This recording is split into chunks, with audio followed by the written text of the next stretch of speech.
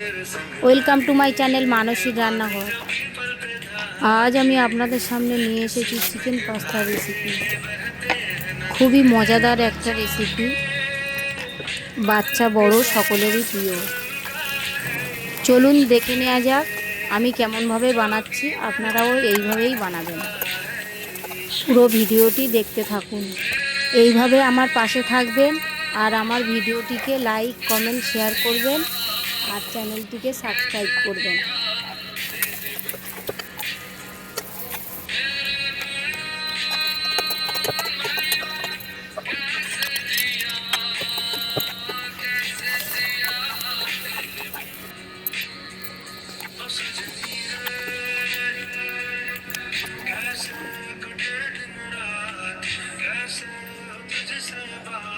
মা, তোমার এটা শেষ কথা।